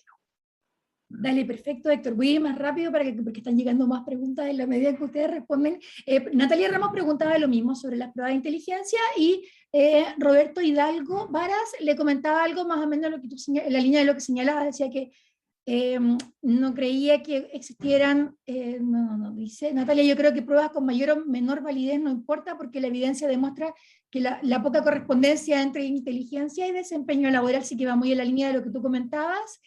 Mauricio González pregunta, dice, hola Daniel, y para aquellos cargos nuevos de los cuales no tienes cómo clonar, ¿cómo lo resuelves? Interesante pregunta. La gracia es que nosotros, en el fondo, trabajamos con tantas empresas, con tantos cargos, que vamos haciéndonos una idea también de cómo ayudar a aquellos que no tienen, porque efectivamente se puede dar el caso de una empresa en donde no tengo a quién clonar, o quizás la gente a la que quiero clonar, me pareció ver una pregunta por ahí, quizás no es la que más me gusta, o quiero cambiar, digamos, un poco lo que está pasando con esas personas. Entonces yo te diría que lo que hay que hacer ahí es partir por algo. ¿Ves? La clonación es un punto de partida. Nosotros a esas empresas en general las ayudamos porque el acceso a tanta información nos permite ver para determinados cargos, ¿no es cierto?, cuáles son aquellos elementos, ¿no es cierto?, que están incidiendo en que esas personas tengan buen desempeño. Entonces, finalmente los ayudamos a partir con un molde inicial. La gracia que tiene esto en el tiempo es que los algoritmos van mejorando en la medida que las personas son contratadas. Pues la gracia que tiene este proceso no es quedarnos solo en la contratación y olvidarnos, sino hacerle un seguimiento, ¿no es cierto?, a esas personas que son contratadas y al desempeño, en este caso, que realmente van teniendo. Eso es lo que a mí me interesa, generar este círculo virtuoso, esta máquina de entendimiento, porque es la única forma que tengo de mejorar la selección. ¿Fijáis? Entonces, yo te diría que como punto de partida podemos ocupar la clonación, o podemos nosotros ayudar con toda la información que tenemos a tener un molde de partida, y con el tiempo eso se va perfeccionando y el algoritmo va mejorando, va aprendiendo en la medida que tenemos casos de personas que son contratadas. Si eso es lo que necesitamos estar viendo. El problema, Katia, hoy día, el gran problema que hay en selección a todo nivel es que la selección termina en la contratación. Y después nadie se preocupa, digamos, de qué pasa con esa persona, ¿le fue bien o no le fue bien? Y eso es la única forma que tengo de poder mejorar, ¿no es cierto?, la selección. No hay otra manera. Gracias, Daniel. Oye, siguen llegando preguntas, así que voy a fusionar algunas que, mira, hay varias que van en la línea. Alguien por ahí preguntó también en torno a las contrataciones en el sector público, pero la consulta de Daniel es, ¿cómo tú lo haces para cuando tienes al lazo los mejores candidatos, pero después está el sesgo final de quien contrata? Y aquí va muy en la línea de lo que tú señalabas, porque esas personas que no fueron contratadas, pero que ustedes encontraron que eran los mejores candidatos, después no siguen, porque quien selecciona con su propia decisión o su propio sesgo. ¿Cómo lo hacen para lidiar con eso, con la decisión final? Y Bueno, perdón que te interrumpa, pero la pregunta del sector público iba a ese tópico. Señalaba, oye, el sector público es súper exigente en contratación, pero finalmente hay decisiones que pueden ser súper sesgadas en el momento de contratar. ¿Cómo presionamos para que el aparato público incorpore la investigación y la evidencia científica en su contratación? Bueno, es una situación lamentable finalmente, porque finalmente, ¿no es cierto?, la última decisión la tiene la persona que contrata. Yo no le puedo poner una pistola en la cabeza y decirle, oye, contrata a los que te estoy recomendando, ¿no es cierto? Lo que uno trata de hacer es que las personas que le están recomendando, ojalá de esa lista, si es que tiene sesgo, al menos queden dentro de esa lista, porque esa lista van a ser los mejores, ¿te fijáis? Yo creo que acá hay un tema de evangelización, o sea, hay que ir dándole más espacio en lo público, en la opinión pública a estos temas, y entender que la forma que se está haciendo, digamos, no es la correcta, y probablemente también va del lado de los candidatos. Los candidatos probablemente, buenos candidatos, no van a querer postular a una empresa, a una organización o a una oficina, digamos, estatal, si es que el proceso de selección va a ser de esa manera, ¿te fijas? Entonces también genera un tema, una dificultad en el reclutamiento. Yo, en mi experiencia en el mundo de selección, es un camino largo, duro y muy difícil, porque hay que ir evangelizando. Hay mucha resistencia, sobre todo de las personas que fueron formadas hace muchos años atrás y que no quieren perder este poder que radicaba, digamos, en la persona, ¿no es cierto?, en la intuición, en la experiencia, en los 25 años de experiencia seleccionando gente, en virtud, ¿no es cierto?, de estas técnicas que son mucho más certeras. Entonces yo creo que acá hay un trabajo que es mancomunado y que es hacer más de estos seminarios, que la gente siga en LinkedIn a Héctor, que vean lo que estamos haciendo en Genoma. Es un proceso, digamos, duro, pero creo que requiere de todos nosotros, y yo estoy convencido de que eso puede mejorar, porque finalmente al Estado tampoco le conviene. Al final, lamentablemente, es una consideración, y a todos los contribuyentes, digamos, que financiamos al Estado, tampoco nos conviene. Entonces, finalmente es un tema político, pero yo creo que para ganarle a la política, la única forma es darle, digamos, hacer visible este problema. Sí, a mí me gustaría contribuir con un elemento más. Por ahí alguien colocaba en el chat, nada nuevo bajo el sol, algo así, ¿no? Los mismos problemas que venimos escuchando hace 15 años. Bueno, ese es el problema, digamos. O sea, ¿cuándo vamos a cambiar las prácticas que desde que yo era estudiante de pregrado, hace muchos años atrás, digamos, ya veníamos discutiendo, y quizás cuánto tiempo antes atrás, de que estas cosas no estaban funcionando bien? Bueno, parece que la tecnología nos está ayudando como a realmente poner el tema sobre la mesa. Ahora, siguiendo con lo que está en esta misma línea, muchos países han avanzado en estas prácticas a través de regulaciones. En Chile, la gran falencia que tenemos es de una ley antidiscriminación. Y la ley de antidiscriminación afecta múltiples dominios en la vida, pero este en particular, digamos. O sea, tú en países como Estados Unidos, si tú puedes demostrar ante la ley de que el proceso de evaluación y selección que se hizo para un cargo al cual tú postulaste fue discriminatorio y que fue arbitrario, y logras organizarte con otras personas que pasaron por la misma situación y logras demostrar técnicamente que eso es así, las empresas están expuestas a grandes sanciones, digamos, en el fondo, porque las empresas tienen la responsabilidad en ese sentido social de entregar igualdad de oportunidades, sobre todo cuando la discriminación ocurre hacia ciertos grupos en particular, dejar afuera a personas de cierto sexo o de cierta etnia, por ejemplo, o de cierto grupo dentro de la sociedad. Entonces, lamentablemente, en algunos campos, las organizaciones hay que colocarles una regulación como para que empiecen a reaccionar ante ciertos temas. Sería ideal que no fuera así, que fuera como por la propia motivación de llevar a cabo mejores procesos, pero yo creo que el día que avancemos hacia una regulación mayor, tenemos que ir incorporando este tema de la selección de personas, porque vuelvo a mencionar algo que mencionaba al principio de mi presentación. Esto no es un costo solamente para la empresa o la organización en términos de su efectividad, esto tiene un costo social. Es decir, personas que están adecuadamente calificadas y personas que son competentes, se les puede estar privando de una oportunidad laboral por el hecho de no tener buenos sistemas de evaluación al momento de reclutar y seleccionar. ¿Mm? Lo que señala Héctor me parece súper importante porque, bueno, es como la ley para contratar personas que tienen discapacidad, ¿no? Yo tengo un hermano contratado por esa ley probablemente y lleva 20 años trabajando en algún lugar. Si él no estuviera quizás contratado por esa vía, no hubiera encontrado el trabajo que tiene. Entonces, sin duda que cuando estamos hablando de mover la barrera de lo posible, legislar en torno a la temática y como tú señalabas, ¿no es cierto?, ser un poquito más riguroso, generar nuevas instancias para que las personas puedan usar esta herramienta, me parece que es pertinente y una muy buena manera de moverlo.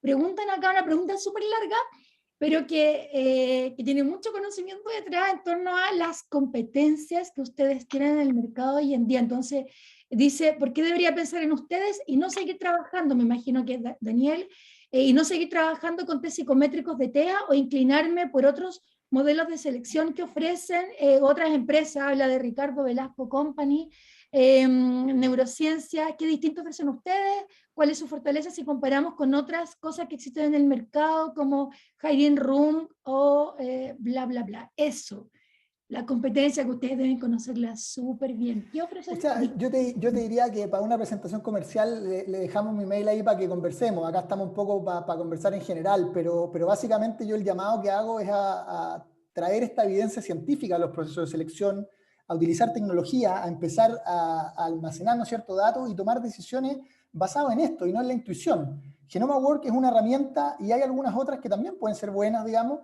pero yo creo que el punto acá es cómo vamos cambiando un poco el mindset de las empresas. ¿Te fijáis? Que el proceso de selección no sea una química, ¿no es cierto?, en la cual yo me junto con el candidato y si me cae bien lo contrato y si no, no, sino que sea, digamos, un proceso en donde hay una serie de elementos que me van a ayudar a tomar una mejor decisión. Al final lo que queremos mejorar acá son, por un lado, ¿no es cierto?, los resultados de las organizaciones, pero también, como decía Héctor, queremos que los candidatos tengan un mejor pasar. Al final esto, como decíamos, es un proceso bidireccional. La única forma de hacer eso es utilizando ciencia, tecnología y análisis de datos. No hay otra forma. Si los proveedores que mencionáis le ofrecen eso, va por buen camino. Si no, corra de ahí. Ese sería mi consejo. Oye, Daniel, Sí. tu respuesta, perdón, dale, Héctor. No. Quisiera agregar un elemento, porque como yo estoy en la vereda de la academia, en el fondo, desde el punto de vista de la universidad, yo quiero insistir en un elemento autocrítico, que el cambio tiene que venir también de los programas de formación profesional. Es decir, tenemos que formar mejor a los nuevos especialistas que se dedican a esto e introducir el elemento de la tecnología que nos asiste, nos ayuda, ¿cierto?, a tomar mejores decisiones, y también la gestión basada en la evidencia. Es decir, uno ve, yo conozco muchos de los programas de formación de psicólogos laborales, y hay un distanciamiento importante de lo que es el lenguaje científico. Entonces, nosotros tenemos un desafío porque la disciplina es muy profesionalizante. Enseñarte como las 3 técnicas de esto, enseñarte como estos 4 elementos de acá, pero te incorpora menos estos nuevos avances que nosotros estamos viviendo. Ahora, una reflexión, yo pienso de que si tú eres un psicólogo, una psicóloga joven que te interesas por estos temas, yo creo que hay que considerar que a mediano plazo el psicólogo pasador de test se va a extinguir como carrera, como posibilidad, digamos. Si la tecnología lo va a empezar a hacer de forma reemplazable por lo que hacen las personas. Entonces yo hoy día lo que haría es que invertiría en desarrollo de capacidades que me ayudan a hacer mejor esta labor desde el punto de vista tecnológico y aquello que la tecnología no me puede ofrecer, digamos, que en el fondo es todavía tener el vínculo más humano en la relación, en la entrevista con la persona. Quiero dejarle un espacio a Javier, que hizo un comentario y quisiera que pudiera hacerlo usando el micrófono. Voy a ir leyendo algunos de los comentarios que están más abajo. Cami Yáñez señalaba que ella era ingeniero comercial y quería saber de qué manera crees que se puede incorporar estos temas en la carrera en particular, la pregunta para Héctor, ¿no es cierto? Es cómo ustedes están enseñando de pronto esto, o dónde tiene que estar inserto pregrado, diplomado, posgrado, y le iba a comentar en base a lo que respondió Daniel, a Rodrigo Salas, que yo creo que la pregunta que hace Rodrigo también va en el ámbito comercial. Te robo la respuesta, Daniel, porque no se me hubiera ocurrido contestar eso. Es una consulta comercial, y finalmente este es el escenario de mi empresa, como lo hago yo. Entonces yo invito cordialmente a Rodrigo a que siga el ejemplo de lo que dijo Daniel y que le pueda mandar un correo y le cuente el caso de lo que ocurre en su empresa para que vea cómo le puede apoyar. Entonces la pregunta para Héctor era el tema de dónde insertamos esto dentro de la formación profesional, y aprovecho a hacerle otra pregunta que va también para ambos: tips para eliminar sesgo de género en la selección de personas. Consulta Elizabeth Cárcamo, que dice que lo ve muy marcado aún en las empresas. Perfecto.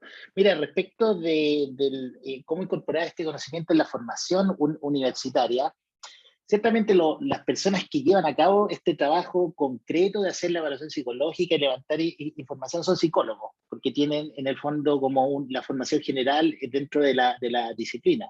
Cabría preguntarse, bueno, ¿otros profesionales que son parte de la administración y la gestión de una empresa también deberían recibir algún tipo de formación?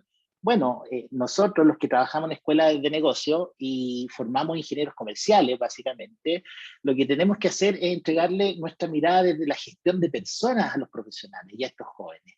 ¿Y qué significa eso? De que un ingeniero comercial no necesita saber cómo aplicar una prueba, o no necesita, ¿cierto?, específicamente los conocimientos fundamentales que están a la base de la aplicación concreta de lo que está ocurriendo.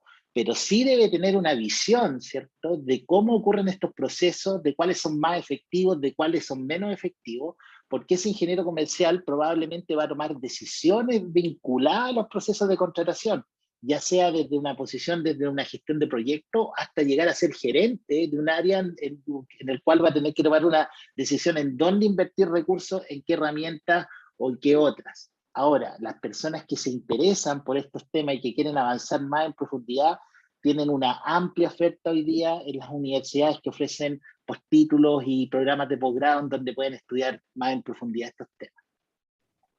Gracias, Héctor. Y el tema de los sesgos de género, no sé cuál de los dos lo puede abordar. Daniel. Yo creo que, de nuevo, es algo que efectivamente ocurre, es una realidad que todos la conocemos, o sea, aparece todos los días, ¿no es cierto?, en los diarios, las diferencias, ¿no es cierto?, salariales, es evidente que existe en el mundo de selección. Yo creo que lo primero es evidenciarlo, vuelvo a insistir sobre el punto.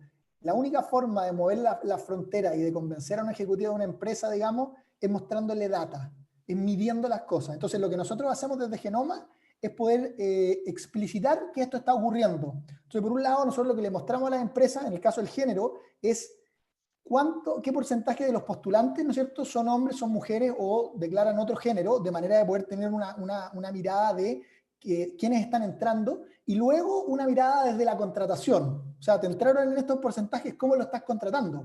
Y muchas veces las empresas se dan cuenta que quizás puede estar ocurriendo un ingreso, una postulación de candidatos más o menos equitativa, pero a la hora de contratación están favoreciendo, digamos, por ejemplo, más a los hombres sobre las mujeres. Lo primero es darse cuenta. Una vez que las empresas se dan cuenta, ahí ya empiezan a tomar, digamos, acciones en esto. Pero lo primero es mostrarlo. Y si es que no se muestra, olvídate, Katia, no hay ninguna forma de enfrentarlo. Entonces, el llamado acá, y lo que preguntaba esta persona, es que se utilicen herramientas que al menos nos permitan empezar a ver que esto ocurre, para que eso incentive, ¿no es cierto?, el poder combatirlo. Es lo mismo Sí. que con la discapacidad, que tú lo mencionabas. O sea, si no se hubiera regulado, probablemente, entonces hoy día las empresas están obligadas a poder llevar una contabilidad, digamos, muy rigurosa de cuántas personas, ¿no es cierto?, tienen discapacidad en su plantilla, pero también es algo que nosotros vemos desde la postulación. También nosotros preguntamos sobre discapacidad, y para tratar justamente de que esas personas no queden afuera y no sean discriminadas, porque hay que darles también un espacio. Sí, ahora yo agregaría a eso, es que esto es una manifestación más de un problema estructural que tenemos como sociedad. O sea, en el fondo no es un tema específico de la selección, sino que las asimetrías, los prejuicios, las discriminaciones en torno a las diferencias de género son muy grandes y son muy fundamentales en nuestra cultura. Entonces, yo creo que una organización que se quiere hacer cargo de esto tiene que tomar una decisión estratégica al respecto y que eso derive en una cultura organizacional que termine permeando todos los procesos de gestión para controlar este tipo de sesgos, porque al final del día tú puedes tener una declaración de igualdad, ¿cierto?, de no discriminación, pero eso se tiene que ver representado concretamente en las prácticas de gestión que tú tienes. Entonces hay un tema ahí fundamental de que las organizaciones se tienen que hacer cargo del cambio cultural. Es un proceso mucho más global que estamos viviendo. Sin duda, Héctor. Para ir cerrando y darle la palabra a Javier, porque las personas ya tienen que ir a descansar, ha estado súper interesante la conversación, pero quería consultar algo que estaba acá en el chat. Dos cosas, las últimas. Y esto da probablemente para una, Javier, esto va para una conversación completa en torno a esto. Consultan por el tema del posgrado. Pasa, obvio, que las personas que tienen posgrado, esta es una conversación que yo he tenido en múltiples instancias con muchas personas, pasa que teniendo posgrado hay un susto de contratar a esas personas y consultan acá, lo mismo pasa con la edad, con la mucha experiencia.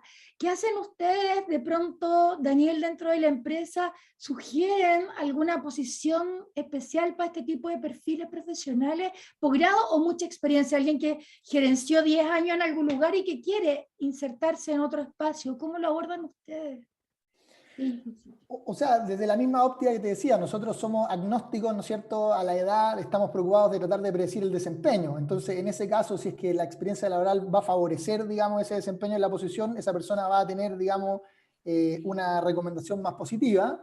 Y por el lado de los posgrados, los títulos también, pues va a depender un poco de si es que ese puesto en particular requiere o no requiere, ¿no es cierto? Entonces, al final, la respuesta es depende.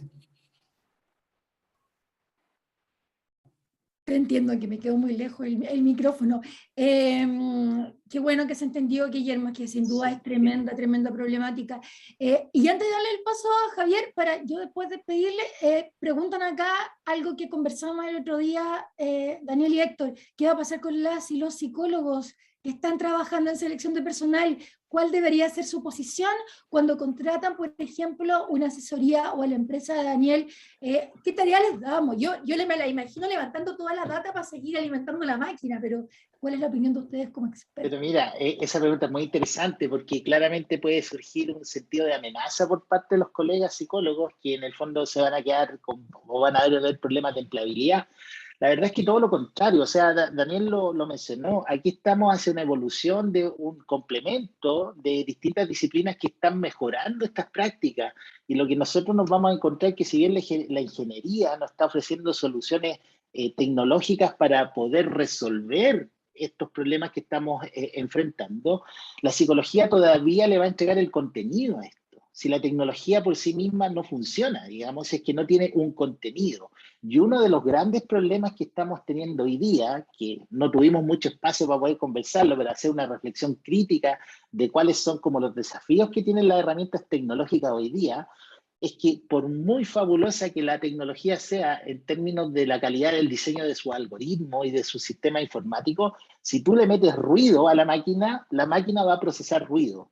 Y es ahí donde los psicólogos tienen una tarea sumamente importante en asegurar, ¿cierto?, que la calidad y los criterios que se están empleando son realmente pertinentes para las decisiones que se tienen que tomar.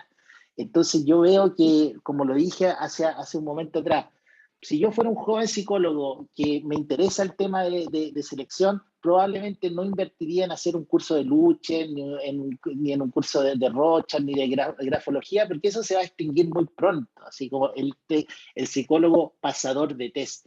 Pero me incorporaría por tratar de entender la complejidad hoy día de cómo utilizar información psicológica en diálogo con la tecnología para poder avanzar en estos procesos. Yo le agregaría dos elementos rápidos, Katia. Lo primero es que nosotros no queremos erradicar, borrar de la faz de la tierra la intuición. Lo que pasa es que queremos complementarla, porque así las decisiones, digamos, sistemáticamente son mejores. Y por otro lado, yo creo que va a seguir existiendo mucha cabida para los psicólogos, porque lo que queremos hacer desde la tecnología, ¿no es cierto?, y la ciencia, es poder liberarles tiempo para que dentro de los eslabones del proceso de selección destinen la mayor parte de su tiempo a cosas que no puede hacer hoy día la tecnología y que probablemente nunca va a poder hacer. Y eso es generar, ¿no es cierto?, un bonding con el candidato, poder venderle, digamos, de qué es lo que se le está ofreciendo, las proyecciones, convencerlo de que se venga a trabajar acá. Todo eso la máquina está muy lejos de hacerlo, ¿te fijas? Entonces lo que queremos es que no pierda todo el día revisando currículum, que además lo va a hacer probablemente de manera sesgada, sino que esté en una parte donde agregue realmente valor. La entrevista, digamos, estructurada, preguntaban también, la entrevista por competencia, obviamente preguntaba ahí también alguien que hizo una pregunta, sigue siendo muy relevante, todavía la tienen que hacer humanos. Entonces no podemos prescindir de los psicólogos. Lo que estamos planteando acá es entregarle herramientas para que juntos, digamos, con la tecnología y la ciencia, puedan tener mejores resultados. Así que yo creo que tienen más cabida que nunca. Lo que pasa es que van a cambiar, digamos, los roles, como mencionaba Héctor. Sin duda, recordemos que el ruido de fondo, cuando se descubrió el ruido de fondo del Big Bang, fue precisamente porque había una perturbación y a pesar de que en astrofísica se usan los datos y los datos y los datos, esa perturbación que se lee como un error terminó siendo esa señal que venía desde el Big Bang, que se descubre por un humano o una humana que está ahí sobre los datos analizando lo que emana de la máquina. Así que súper importante, ¿no es cierto?, que vayamos movilizándonos en torno a las labores que le va a tocar a cada una y cada uno en este cambio. Ya pusieron los papers acá, súper bien. Javier, tremendo panel el día de hoy. Creo que yo como científica solo quiero que la ciencia ocupe un papel más protagónico en algo que, como tantas veces dijeron ustedes esta tarde, es tan importante además, que tiene que ver con los problemas sociales, ¿no es cierto? Cómo abordamos problemáticas sociales a través de la investigación científica. Ahí mandaron los papers. Javier, tú querías comentar algo y dejaste algunos comentarios en el chat también. Son recomendación de libro, así que escuchando ahí los comentarios, entonces cuando en algún momento se habló de los temas de diagnosticar los sociópatas o psicópatas para que no ingresen en la organización, hay un libro que se llama Snake in Suit, o sea, literalmente la serpiente con traje, y digamos, qué es lo que producen los sociópatas en las organizaciones. Es un libro muy interesante. Y lo otro, cuando se habló sobre temas de igualdad de género, hay un libro que creo que es fundamental conocer y cómo se puede abordar todos los temas desde de favorecer la igualdad de género. Es un libro que se llama What Works, o sea, lo que funciona, de Iris Bonet. Abre perspectiva diciendo que básicamente el diseño comportamental es probablemente la mejor herramienta y la menos desconocida para luchar contra o sea, para la igualdad de género. Dale, muchas gracias, Javier. Les invito a que sigan de pronto en las redes sociales a Daniel y Héctor para que les pueda responder las preguntas que me quedaron súper pendientes y que no leí. Dejan ahí otras recomendaciones de libros también. Daniel, Héctor, Daniel, mil gracias por sus presentaciones durante esta jornada. Javier, y la excelente conversación que se ha generado, ¿no es cierto?, en esta cuarta sesión. Para ir cerrando, entonces, agradecemos también al Observatorio de Innovación de FENUC Chile, a BBA Nachi Unit, Open Buchefo Chile, la Escuela de Posgrado de FENUC Chile como organizadores de este ciclo, y les dejamos, si es que no tienen algún otro comentario, es que estoy preocupada de la hora y además empezó la reunión mía a las 7:30, entonces les dejamos cordialmente invitadas e invitados a la siguiente sesión que se realizará el día martes 12 de octubre a esta misma hora y que será dedicada a las ciencias comportamentales y decisiones financieras. En esa sesión tendremos como expositores al profesor Daniel Schwartz y Francisca Rabanales del CERNAC Financiero. Si no hay ningún otro comentario y me autoriza, cerramos la sesión de hoy, Javier. Perfecto, dale, muchas gracias, Javier. Gracias, buenas noches a todos. Buenas noches, Buenas y a noches. todas y todos Gracias. quienes han ayudado a preparar esta presentación desde FENUC Chile. Chao, chao, buenas noches. Chao. Chao, Chao. adiós. Chao. Gracias.